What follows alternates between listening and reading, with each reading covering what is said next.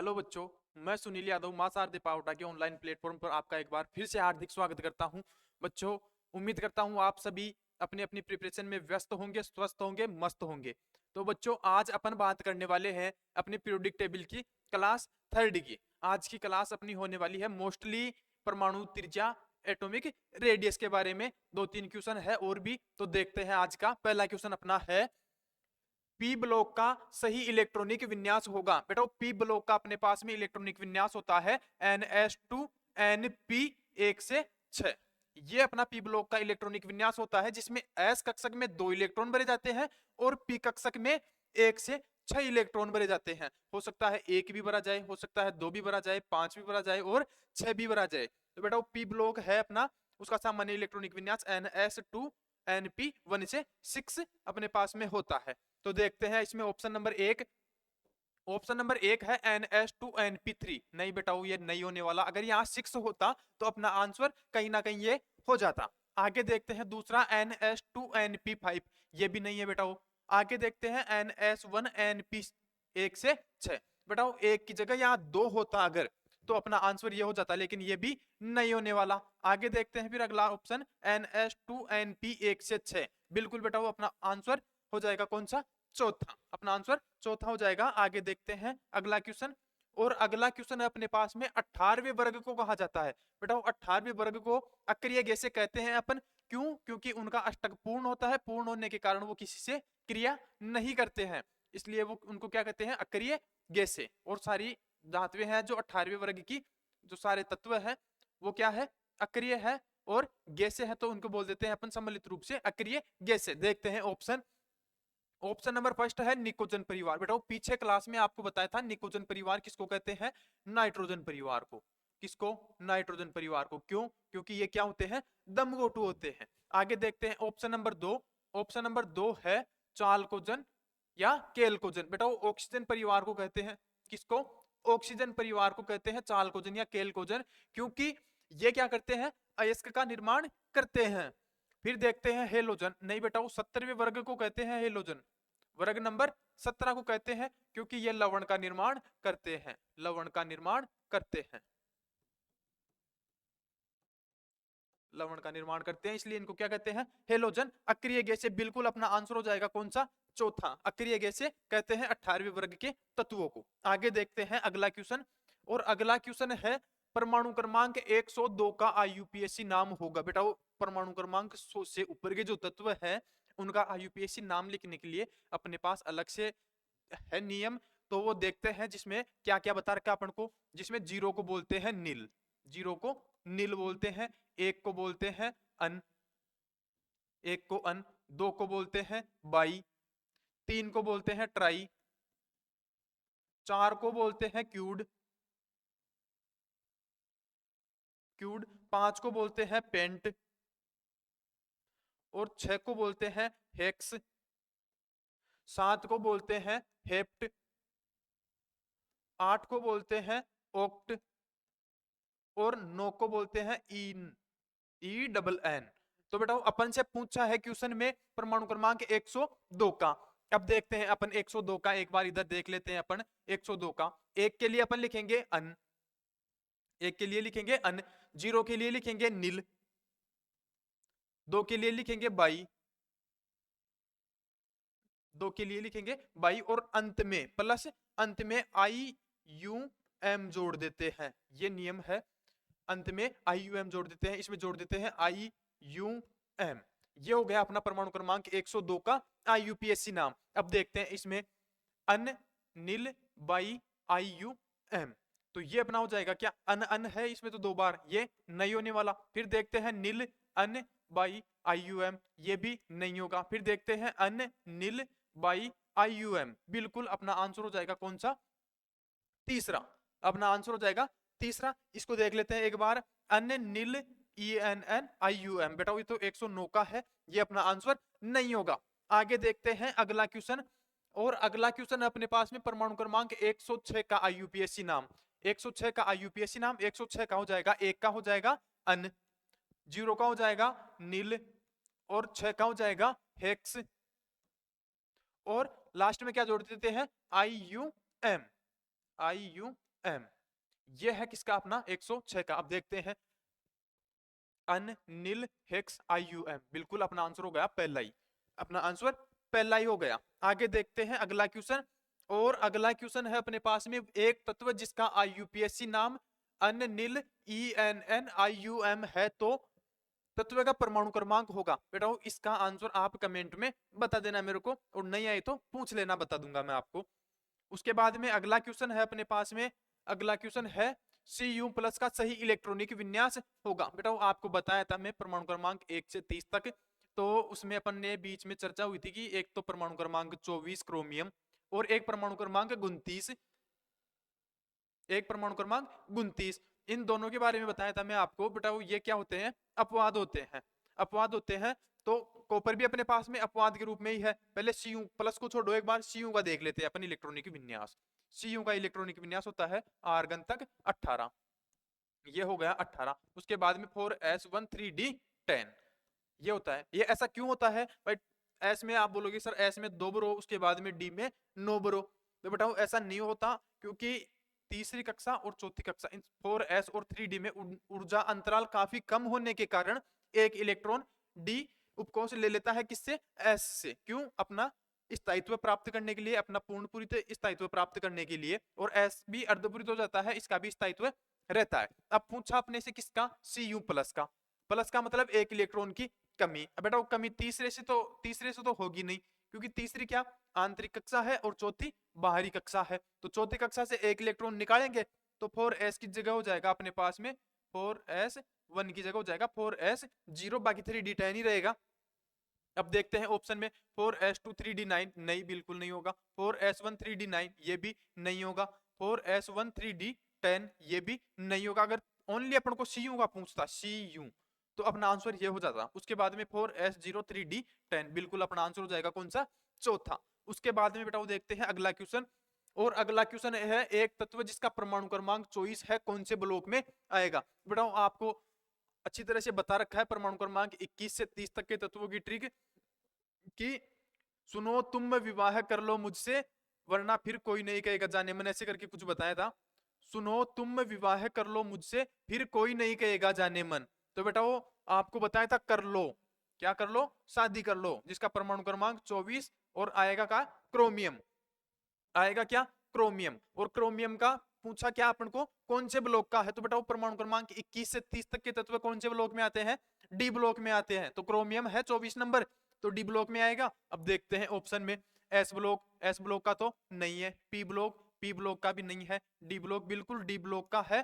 प्रथम संक्रमण श्रेणी फर्स्ट डी सीरीज में आता है ये तत्व, और इसका परमाणु क्रमांक 24 है। तत्व का नाम क्रोमियम है। इलेक्ट्रॉनिक विन्यास आपको पता ही होगा, अपवाद स्वरूप दर्शाता है ये।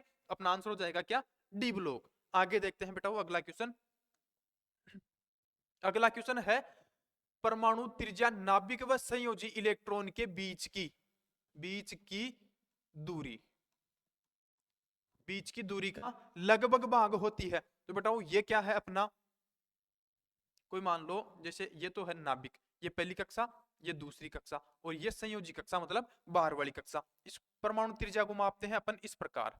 ये क्या है? अपनी एटॉमिक रेडियस, एटॉमिक रेडियस। ये अपनी क्या हो गई? त्रिज्या। तो अपन पूरे भाग को ले रहे हैं या फिर आधे भाग को ले रहे हैं? आधे भाग को ले रहे हैं। तो अपना आंसर देखते हैं इसमें 1/4 नहीं बेटा हो, 1/2, 3/4 सॉरी 3/4 भी नहीं होगा, 1/2 बिल्कुल 1/2 हो जाएगा। परमाणु त्रिज्या लगभग क्या होती है? आधी होती है। किसके? नाभिक और संयोजी कोश के दूरी की बीच की। ठीक है बेटा। आगे देखते हैं अगला क्वेश्चन।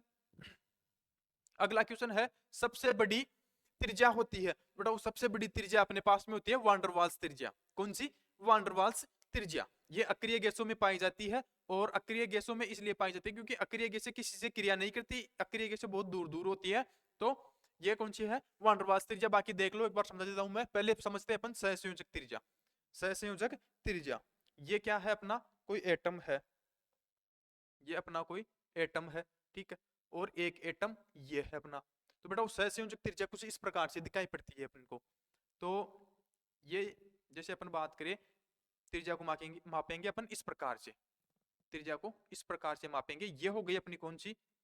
सहसंयोजक त्रिज्या। ये वाली जो जगह है ना, ये वाली जगह कम है, किसकी तुलना में? धात्विक त्रिज्या में की तुलना में। धात्विक त्रिज्या कुछ इस प्रकार दिखाई पड़ती है, एक एटम अपना ये है, एक धातु अपनी ये है। अब देखो बेटाओ, ये है रेडियस अपनी, क्या हो गई? त्रिज्या। अब बेटाओ इसमें ये वाली जगह कट रही है क्या? इसमें तो कट रही है, इसमें कट रही है क्या? नहीं कट रही। उसके बाद में अपन देखते हैं क्या? वान डर वाल्स त्रिज्या। और वान डर वाल्स त्रिज्या अपन को कुछ इस प्रकार से दिखाई पड़ती है, एक तो ये है अपनी अक्रिय गैस, और ये एक अक्रिय गैस अपनी ये है। वान डर वाल्स त्रिज्या अपन को कुछ इस प्रकार से दिखाई पड़ती है। ये हो गई क्या? अपनी रेडियस त्रिज्या हो गई। ठीक है, अब सबसे बड़ी त्रिज्या अपन को कौन सी दिखाई पड़ रही है? वान डर वाल्स त्रिज्या। उसके बाद में धात्विक त्रिज्या, और बाद में सहसंयोजक त्रिज्या। तो अपन से क्वेश्चन में पूछा है सबसे बड़ी त्रिज्या होती है, सहसंयोजक त्रिज्या नहीं होती, धात्विक त्रिज्या नहीं होती, वान डर वाल्स त्रिज्या बिल्कुल होती है, वान डर वाल्स त्रिज्या होती है। ठीक है, आगे देखते हैं बेटा अगला क्वेश्चन। और अगला क्वेश्चन है अपने पास में, परमाणुीय आकार का सही क्रम है। तो बेटा आकार आपको बता दिया है मैंने कि जैसे अपन वर्ग में ऊपर से नीचे की ओर चलते हैं तो आकार बढ़ता है, आवर्त में बाईं से दाईं ओर चलते हैं तो आकार घटता है। अब देखते हैं इधर लिथियम, सोडियम, पोटेशियम और रुबिडियम। बेटा वो एक ही वर्ग के तत्व है, तो सबसे बड़ी त्रिज्या वर्ग में ऊपर से नीचे चल रहे हैं अपन, तो सबसे बड़ी त्रिज्या रुबिडियम की होगी, उसके बाद में पोटेशियम की, फिर सोडियम की, फिर लिथियम की। अगर ये जस्ट उल्टा होता तो अपना आंसर यही हो जाता। उसके बाद में देखते हैं लिथियम, सोडियम, पोटेशियम और रुबिडियम। ये यहाँ पे मिस्टेक हो गई बेटा, ये भी नहीं होगा अपना आंसर, ये भी नहीं होगा। लिथियम को सबसे बड़ा बता रखा है, तो फिर तो ये ऑप्शन ही गलत है। इधर देखो लिथियम को सबसे छोटा, फिर उसके बाद में सोडियम को, फिर पोटेशियम को और फिर रुबिडियम को। अपना आंसर हो जाएगा कौन सा? चौथा। अपना आंसर हो जाएगा चौथा। उसके बाद में देखते हैं अगला क्वेश्चन।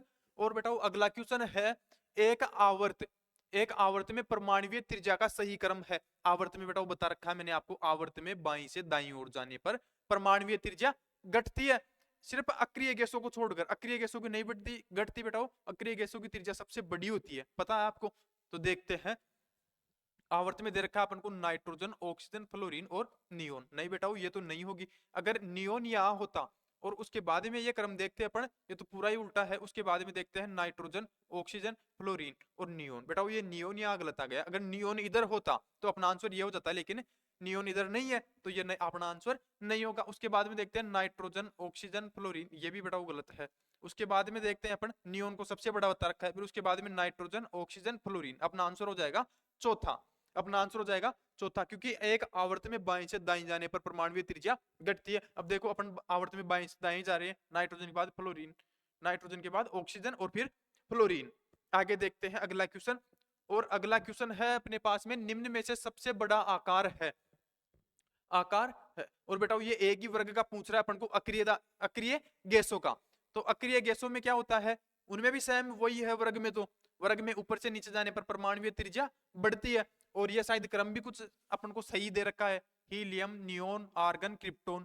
तो बेटा इनमें अपना आंसर हो जाएगा क्रिप्टोन। क्यों? क्योंकि ये क्या आ रहा है, इन सारे तत्वों में सबसे नीचे आ रहा है। और पता है अपन को कि वर्ग में ऊपर से नीचे जाने पर परमाणुीय त्रिज्या बढ़ती है। आगे देखते हैं अगला क्वेश्चन। और अगला क्वेश्चन है अपना, निम्न में से सबसे छोटा आकार है, निम्न में से सबसे छोटा आकार है। तो देखते हैं बेटा बेरिलियम और लिथियम। इन दोनों की तो बड़ी होगी सोडियम की, और मैग्नीशियम की तो पता है आपको। ये अपना क्या है? बेरिलियम। और लिथियम इधर आएगा, दोनों एक ही आवर्त में आ रहे हैं। और पता है अपन को आवर्त में बाएं से दाएं जाने पर साइज घटता है, साइज घटता है। तो इसका बेरिलियम का कम होगा सबसे, बेरिलियम का सबसे कम होगा, तो अपना आंसर बेरिलियम हो जाएगा, क्योंकि सबसे छोटा आकार अपन से पूछा है। उसके बाद में देखते हैं अगला क्वेश्चन। और अगला क्वेश्चन है अपना, सबसे बड़ी आयनिक त्रिज्या होती है। बेटा आयनिक त्रिज्याओं का क्रम मैं आपको बताना चाहूंगा। सबसे बड़ी अपने पास में होती है ऋणायनिक त्रिज्या, सबसे बड़ी ऋणायनिक त्रिज्या। उसके बाद में होती है उदासीन त्रिज्या, और फिर धनायनिक त्रिज्या। क्रम कुछ इस प्रकार है, मैं लिख दे रहा हूं एक बार इधर। ऋणायनिक, ऋणायनिक के बाद में उदासीन, और उदासीन के बाद में धनायनिक त्रिज्या, उदासीन के बाद में धनायनिक। तो बेटा ये क्रम अपन को बता रखा है। जिस भी एलिमेंट्स पर, तत्व पर ऋणायन चार्ज पाया जाता हो, नेगेटिव चार्ज पाया जाता हो, उसकी त्रिज्या क्या सबसे बड़ी होती है, तुलना में किसकी? उदासीन और धनायनिक की। और कोई तत्व उदासीन है और दूसरे तत्व पर धनायन चार्ज है, पॉजिटिव चार्ज है, तो सबसे बड़ी त्रिज्या होगी फिर उदासीन की। और अगर तीनों की पूछे अपन से तो तीनों में सबसे बड़ी होगी किसकी? जिसके ऊपर नेगेटिव चार्ज हो, उसके बाद में कोई उदासीन हो, और उसके बाद में जिसके ऊपर पॉजिटिव चार्ज हो। अब अपन से पूछा है धनायनिक त्रिज्या। बिल्कुल धनायनिक त्रिज्या सबसे बड़ी त्रिज्या नहीं होती। ऋणायनिक त्रिज्या बिल्कुल ऋणायनिक त्रिज्या होती है, उदासीन भी नहीं होती, सभी समान भी नहीं होती है। आगे देखते हैं अगला क्वेश्चन, और अगला क्वेश्चन है अपने पास में सबसे छोटी आयनिक त्रिज्या। तो बेटा वो सबसे छोटी अभी बताया आपको, जिसके ऊपर जितना ज्यादा पॉजिटिव चार्ज वो उतनी ही क्या छोटी। तो देखते हैं एन ए प्लस, बिल्कुल हाँ एन ए प्लस। नीचे के अगर ऑप्शन में प्लस नहीं हो तो फिर क्या होगी? यही होगी बड़ी। उसके बाद में देखते हैं एन माइनस 3, ये तो कभी नहीं हो सकती। अब नहीं हो सकती सोडियम की तुलना में किसकी? नाइट्रोजन की। क्यों? क्योंकि नाइट्रोजन के ऊपर नेगेटिव चार्ज कितने हैं? 3 है, और सोडियम के ऊपर पॉजिटिव चार्ज है। और अभी अपन ने पीछे देखा कि जिसके ऊपर नेगेटिव चार्ज हो वो तो क्या सबसे बड़ी होती है। क्वेश्चन में पूछा है अपन को सबसे छोटी। आगे देखते हैं अगला Al+3 और Mg+2। तो सबसे ज्यादा पॉजिटिव चार्ज Al+3 पर, तो अपना आंसर हो जाएगा Al+3, ऑप्शन नंबर 3। आगे देखते हैं बेटा अगला क्वेश्चन, और अगला क्वेश्चन है अपने पास में निम्नलिखित सम इलेक्ट्रॉनिक आयनों की आयनिक त्रिज्याओं का बढ़ता हुआ सही क्रम। बढ़ता हुआ सही क्रम। अब सही क्रम अपन को कैसे देखना है? सबसे पहले बढ़ता हुआ पूछा है तो पहले ऋणायन को देखेंगे अपन। किसको? ऋणायन को। उसके बाद में उदासीन को, उसके बाद में उदासीन को, और उसके बाद में धनायन को। ठीक है, अब देखते हैं। पहले ऋणायन देखना अपन को, Cl- Ca+2 फिर K+S-2 नहीं होगा बेटा। क्यों? क्योंकि इधर Cl- आ गया। अगर उधर इससे पहले होता तो K+ और S-2 के बीच में होता Cl-, तो अपना आंसर यही बैठ जाता। आगे देखते हैं Ca+2 K+, Cl- और S-2। बिल्कुल बेटा ये बढ़ता हुआ क्रम है, बढ़ता हुआ क्रम है। ये देखो इसके ऊपर ज्यादा पॉजिटिव चार्ज, फिर इसके ऊपर एक ही पॉजिटिव चार्ज, इसके ऊपर एक नेगेटिव चार्ज, और इसके ऊपर 2 नेगेटिव चार्ज। तो धीरे धीरे त्रिज्या बढ़ रही है, और बढ़ता हुआ ही क्रम पूछा है अपन को, तो अपना आंसर हो जाएगा कौन सा? दूसरा। अपना आंसर हो जाएगा दूसरा। उसके बाद में देखते हैं N-3 O-2 F- व Na+ की आयनिक त्रिज्याओं का सही घटता क्रम। तो बेटा सबसे पहले अपने पास में आएगी क्या? Na+। क्यों? क्योंकि घटता हुआ क्रम पूछा है। उसके बाद में आएगी क्या? F-, उसके बाद में O-2 और फिर N-3। ये अपना क्या है? सही घटता क्रम है। ये क्या है? सही घटता हुआ क्रम है। अब देखते हैं N-3 O-2 F- Na+। आगे ऑप्शन और देख लेते हैं, N-3 Na+, फिर O-, नहीं बेटा ये तो पहले नेगेटिव दिखा रहा है, फिर पॉजिटिव, फिर नेगेटिव। ये अपना आंसर नहीं होगा। उसके बाद में देखते हैं Na+, F-, O-2 N-3। तो बेटा घटता हुआ क्रम तो यही है, घटता हुआ क्रम तो ये नहीं है बेटा। हाँ यही है, सबसे छोटी इसकी होगी, फिर उसके बाद में इसकी होगी, फिर इसकी, और फिर इसकी। तो अपना आंसर हो जाएगा कौन सा? तीसरा। अपना आंसर हो जाएगा तीसरा। आगे देखते हैं अगला क्वेश्चन, और अगला क्वेश्चन है निम्न में से सबसे छोटा परमाणुीय आकार होगा। बेटा परमाणुीय आकार सबसे छोटा किसका होता है? नियोन का होता है क्या? नहीं। क्यों? क्योंकि बेटा वो नियोन क्या है अपने पास में? अक्रिय गैस है, और अक्रिय गैस का सबसे छोटा परमाणुीय आकार नहीं होता बाकियों की तुलना में। आर्गन भी अक्रिय गैस है। अब बात करते हैं अपन फ्लोरीन और ऑक्सीजन के बारे में, ऑक्सीजन और फ्लोरीन के बारे में। तो बेटा ऑक्सीजन यहाँ आता है और फ्लोरीन यहाँ आता है, दोनों एक ही आवर्त में आते हैं। आवर्त में आपको पता है बाएं से दाएं जाने पर साइज घटता है, आकार आकार घटता है। तो सबसे छोटी परमाणुीय त्रिज्या किसकी होगी, या आकार किसका होगा? फ्लोरीन का। अपना आंसर हो जाएगा कौन सा? तीसरा, फ्लोरीन। ठीक है, आगे देखते हैं अगला क्वेश्चन, और अगला क्वेश्चन है F व Ne की त्रिज्या क्रमशः होगी। और बेटा वो पूछ रहा अपन को एंगस्ट्रोम में।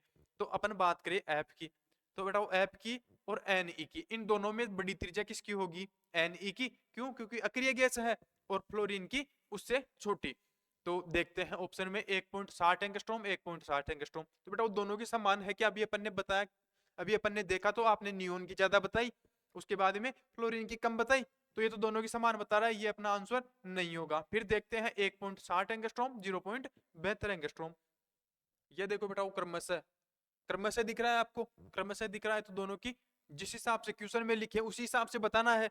तो फ्लोरीन की तो इस हिसाब से 1.60 आ रही है, और नियोन की 0.72। तो अपना आंसर ये भी नहीं होगा। फिर देखते हैं 0.72, 0.72 नहीं बेटा ये तो हो ही नहीं सकता, दोनों की समान कभी नहीं हो सकती। उसके बाद में देखते हैं फ्लोरीन इसकी फ्लोरीन की बता रहा है अपन को 0.72 एंगस्ट्रॉम और नियोन की बता रहा है 1.60 एंगस्ट्रॉम। तो बड़ी बता रहा है अपन को नियोन की, छोटी बता रहा है फ्लोरीन की। तो अपना आंसर कौन सा हो जाएगा? चौथा। अपना आंसर चौथा हो जाएगा। उसके बाद में देखते हैं अगला क्वेश्चन। यदि K प्लस तथा F माइनस की त्रिज्या, यदि K प्लस तथा F माइनस की त्रिज्या लगभग समान, K प्लस और F माइनस की त्रिज्या कितनी? 1.34 एंगस्ट्रॉम। ये क्या है? लगभग समान है इन दोनों की, जब इन पे पॉजिटिव और नेगेटिव चार्ज है तभी की बता रहा है ये। उसके बाद में पूछ रहा है अपन, तो यदि K व F की त्रिज्या क्रमशः होगी, K व F की त्रिज्या, K व F की त्रिज्या अपन को ज्ञात करनी है क्वेश्चन के हिसाब से। तो बेटा वो अपन बात करें तो K की तो बड़ी होगी, K की तो बड़ी होगी और F की छोटी होगी। K की बड़ी और F की छोटी होगी। और छोटी बड़ी भी किससे होगी? अगर K से पॉजिटिव चार्ज हटेगा तो 1.34 एंगस्ट्रॉम से बड़ी त्रिज्या अपन को बतानी है। और यदि F माइनस से चार्ज हटेगा, माइनस चार्ज, तो इसकी क्या घटानी है।